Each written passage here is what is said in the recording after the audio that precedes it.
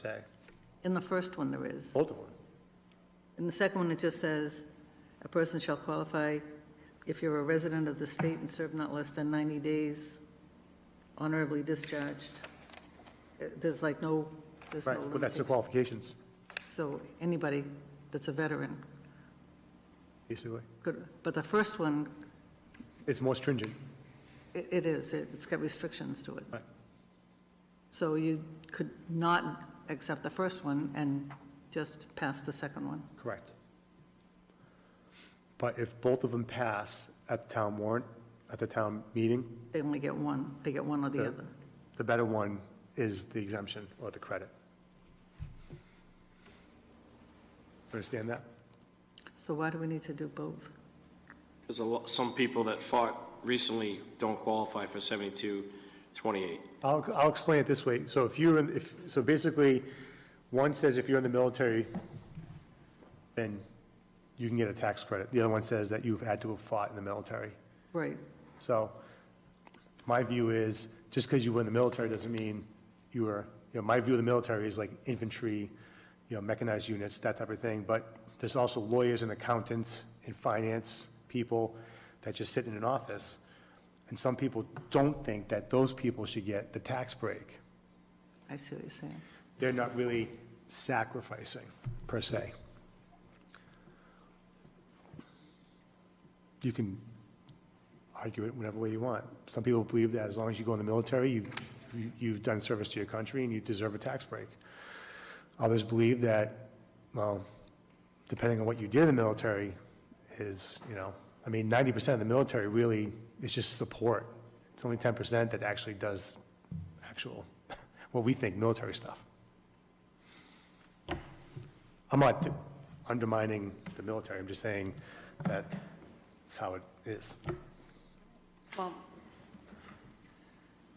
I will say I'm in support of both.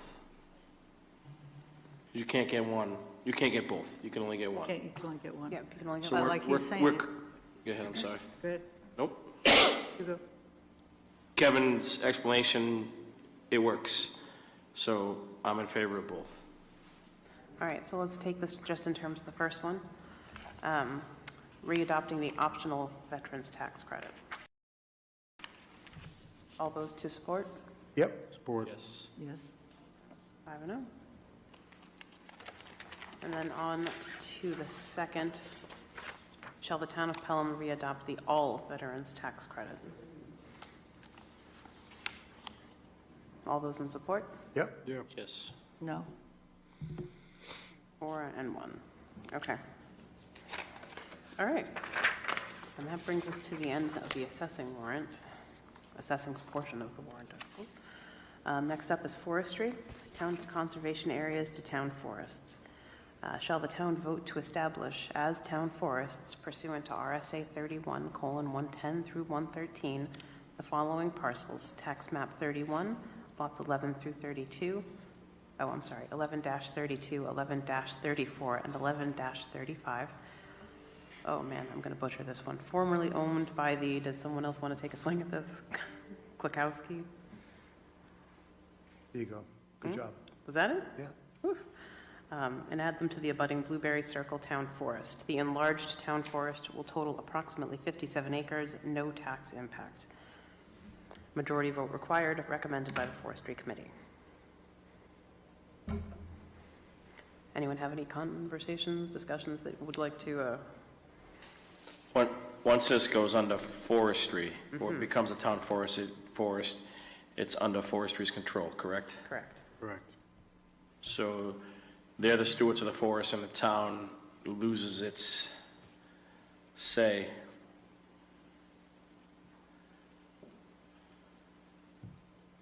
What about loses its say? you mean loses its say? So the way that I understand it is, once it goes into a town forest, it is governed or protected by the forestry committee, that board only. Manage So the forest, yeah. for forest management. So if conservation wanted to do something there, they couldn't without forestry's permission. If the selectmen wanted to do something there, we couldn't without the forestry's permission. Basically. Right. What is the benefit for the town to put this into forestry? I think because forestry has a setup with harvesting it and taking care of it, they have a system in place now where I don't think conservation does and select board doesn't. So I think that would be the number one thing, but other than that, I don't know.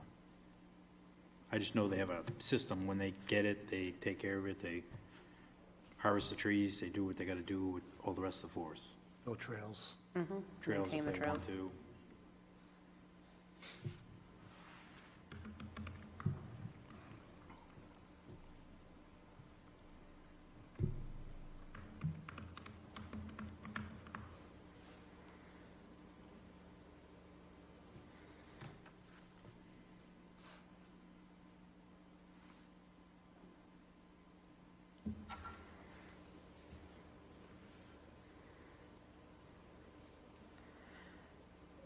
That is an old document. Yeah, I was going to say, I think it's just giving the maintenance of the land to the management of the land. If it's helpful, when we do the voter's guide, we can state that fact, that it'll be managed by forestry and out of the direct control of conservation, if you think that's appropriate. I do. I think some of the voters don't understand once this goes into a town forest, a lot of things can't happen on that property. Do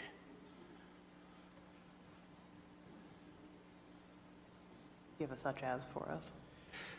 So there's a little bit of banter right now, and I don't know the ups and downs of it all, but they're talking about e-bikes. So the forestry committee is talking about e-bikes. And I don't know if they're looking to restrict them or not. There's no final answer on it.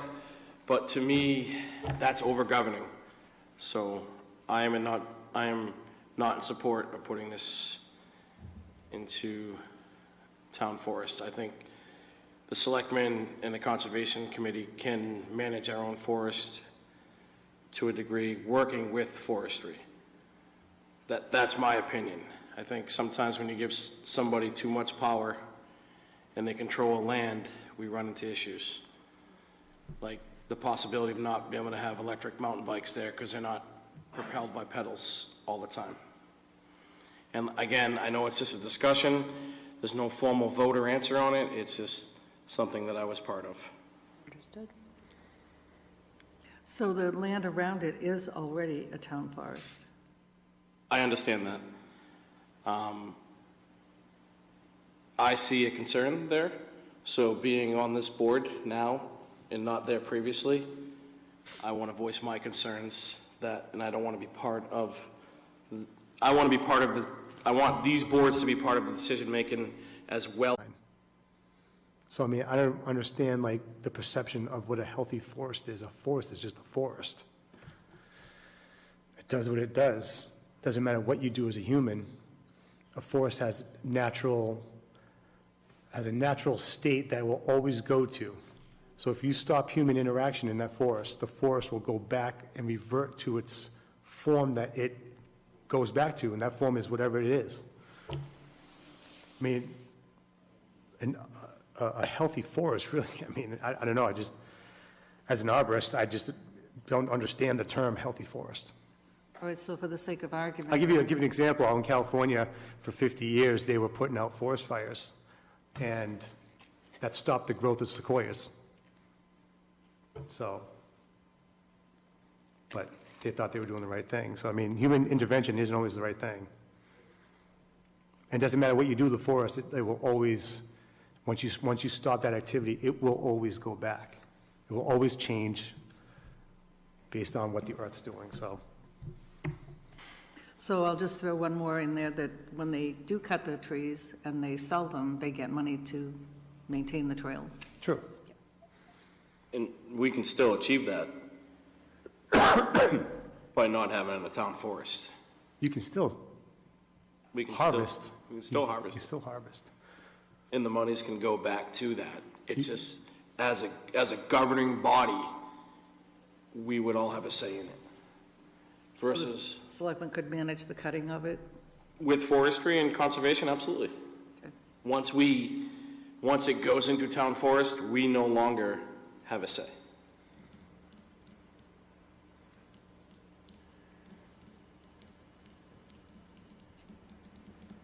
We do appoint the forestry committee. We kind of have a say. We can have a say, yes. I understand what you're getting at, and it's, yep.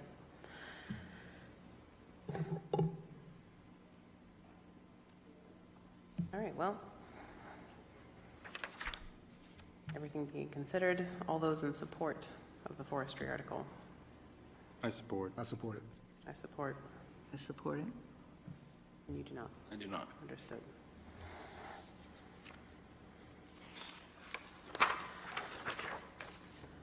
All right, next warrant article, the police collective bargaining agreement for 2023 to 2027. Shall the town vote to approve the cost items included in the 5-year collective bargaining agreement ratified by the Board of Selectmen and Pelham Police Local 3657 of the American Federation of State, County, and Municipal Employees, which calls for the following increases in salaries and benefits, and to further raise and appropriate the sum of $114,110 to fund for the current fiscal year, the first year of this agreement, such sum representing the additional costs attributable to the increase in salaries and benefits required by the new agreement over those that will be paid at the current staffing levels. This is a special warrant article. So,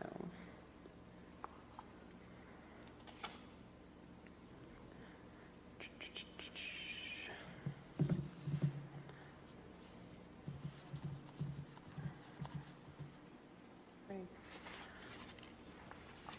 Is there any discussion around this warrant article to accept the bargaining agreement for the PD?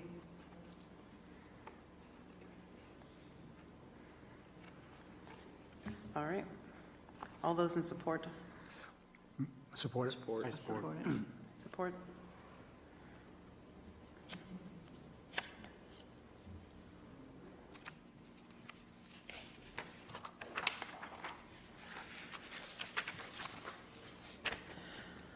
All right, proposed tax exemption warrant article. Shall the town of Pelham vote to adopt the provisions of RSA 72:81 and enable the town to grant tax exemptions for new construction performed on commercial or industrial uses? The intent of the exemption authority is to provide incentives to businesses to build, rebuild, modernize, or enlarge within the municipality. The exemption shall apply only for municipal and local school property taxes assessed by the municipality. This exemption will not apply to the entirety of the property value, but only to any increase in assessment which results from the new construction. The period of time for which the property is eligible for exemption is 10 years. The percentage of authorized exemption is as follows: years 1 to 5, 50% of the increased assessment value as described above; year 6, 40% of the increased assessment value as described above; year 5 and year 7, 30% of the is that jumping around? Year 5 and 7, 30% of the increased assessment value as described above; year 7 and 8, I think this jumped around a little bit, 20% of the increased assessment value as described above; years 9 and 10, 10% of the increased assessment value as described above. For purposes of this exemption, the term new construction shall mean new structures or additions, renovations, or improvements to an existing structure. For purposes of this exemption, the term commercial shall include retail, wholesale, service, and similar uses, and the term industrial shall mean manufacturing and heavy manufacturing, consumable manufactured goods, lumberyard, timber activities, recycling facility, household waste, veterinary and large veterinary hospital, and warehouse.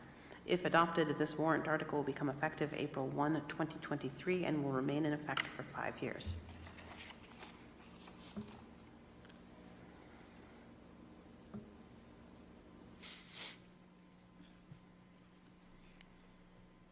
All right, any discussion on this? I think there's a formatting. Year 8, 20%. Years 9 and 10, 10%. Right.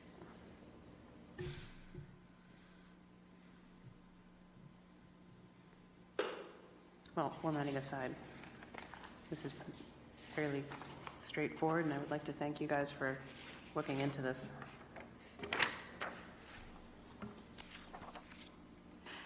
Any discussion?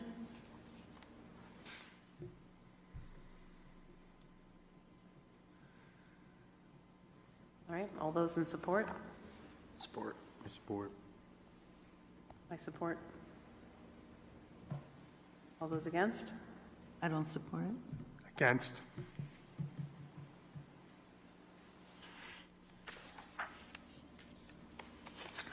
All right. And the last one up is the Water Commission proposed warrant article. Shall the town vote to expand the current established water utility district from those properties that are adjacent to and within 500 feet of the following two water main line extensions? 1, an extension of the existing Marsh Road water line beyond Pelham High School along Marsh Road to the intersection of Mammoth Road, and 2, an extension of the existing Pennachuck water line beginning at the Nashua Main Street intersection, traveling east along Main Street to the intersection of Bridge Street, and then extending down Bridge Street to the Dracut Town line to the entire town of Pelham, New Hampshire. To the entire town of Pelham, New Hampshire, per NHRSA 31:134 through 149, and further to authorize the Board of Selectmen to appoint up to 2 alternate members for 2 years to the 5-member Water Commission.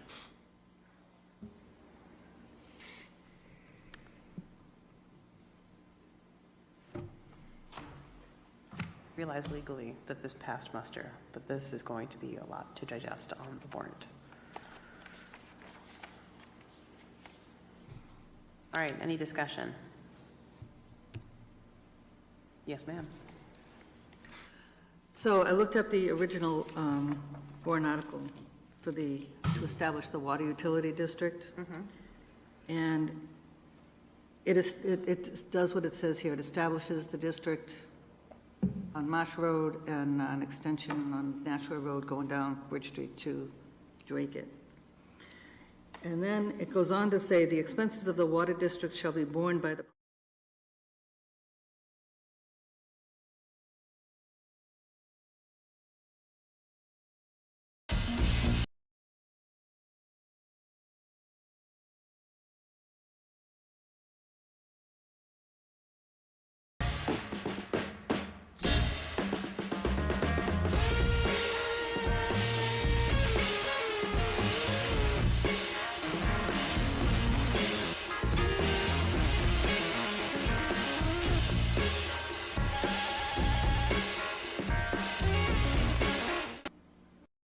who is not getting a benefit to this water, to the water lines. Now, I understand that the town would probably not be paying for the water lines. It would probably be a developer or a Pennachuck or someone else who is putting the water lines in. I don't think the town of Pelham is going to take it upon itself to put water lines in. But there's other expenses that go along with those water lines, maintaining them, digging up the roads, repaving the roads. And those should be the responsibility of the people along the water line. So I would suggest, well, I don't think we can change the warrant article, but if we need to have additional districts, which I believe we do need to have additional districts in the town to provide water to people that do not have water, we need to make those areas districts by themselves, just like the Marsh Road and the Nashua Road districts. Mr. Bergeron? We have water lines in town now that the taxpayers pay across the board. So like there's fire hydrants, the Pennachuck water system, like stuff that where that gets passed on to the whole town. So I think it would be the same thing, in my opinion. Because I mean, all those Pennachuck increases, it goes, the taxpayers cover them for all the water on Marsh. I think what comes down to, if there's a line running in front of your house, that resident has to pay, I think, $10,000 to hook up to that line, and then they're getting a monthly bill. But the infrastructure, I don't know. I mean, it's interesting what you brought up. I just don't, I think we're already doing that now, whether it's one district or not. I mean, are we considered a water district here on Marsh Road? There's two water districts now. There's one on Marsh Road and there's one on Nashua Road. But I think those expenses are already being spread out through the town. The hydrants are. Mr. Cody? I think you guys are forgetting one major part of this, is that the Water Commission was established to address the MTBE in this area. And that issue has still not been addressed. So the intent of the Water Commission the intent was to establish a Water Commission to get money from the state street down to Drake it. And that hasn't happened yet. So I'm not sure if I can support going the entire town as the district when we got to focus on those two areas and figuring out what's going on over there. I think it was just so that you do the whole town, that we don't know what's gonna happen in 3 or 4 years, 5 years, so we're gonna have to put it back out and keep changing. I think that was the reason of blanketing the whole town, so we don't have to keep coming back to the drawing board, or keep going back to a warrant article.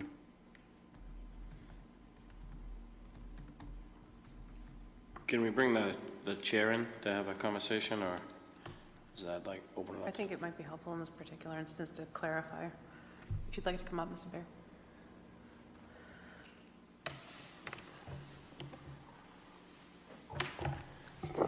Hi, Kimberly Abear, 39 Parkside Drive, Pelham, and I'm also the Water Commission Chair. The main reason why I think it's important that we have jurisdiction over the entire town limits, I'll give you a couple of examples. I was called to a neighborhood off of, I believe it was off of Wellesley. It was a neighborhood that had a problem with their shut-off. I was able to call Pennachuck, even though we don't have jurisdiction over that area. I was called to an area on Radcliffe last week that they had overchlorination issues, and I was able to, I jumped on that. I called Pennachuck. They went and flushed out the lines. They took care of it. But really and truly, I don't have any jurisdiction over that area. The third example would be that as we research phase 1, phase 2, phase 3 of bringing water to Pelham, where the most important parts are, that I am currently reviewing VOC data from the DES for the old dump area. So, you know, that is going to be an area that we do need to bring water to. And we also have neighborhoods off of other areas in town that don't have water. So in order for us as a water commission to make sure that we include every part of Pelham as a priority and to help prioritize what is what, I believe it's important for us to have jurisdiction over all areas now as we research. Does that answer the question? Can you speak to Kevin's point of the MTBE, the original, and I know you weren't here at that time, but.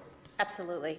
So from what I understand, that Pelham applied for a grant from the DES. It was returned a couple of times. And it was my understanding that if you received the grant, part of having the receipt of that, you would need to have a water commission in place. The same, I would believe, holds true for the grant that we are applying for. So we've applied for the feasibility study grant. Following that, once that study's in, we'll be applying for the larger grant that will determine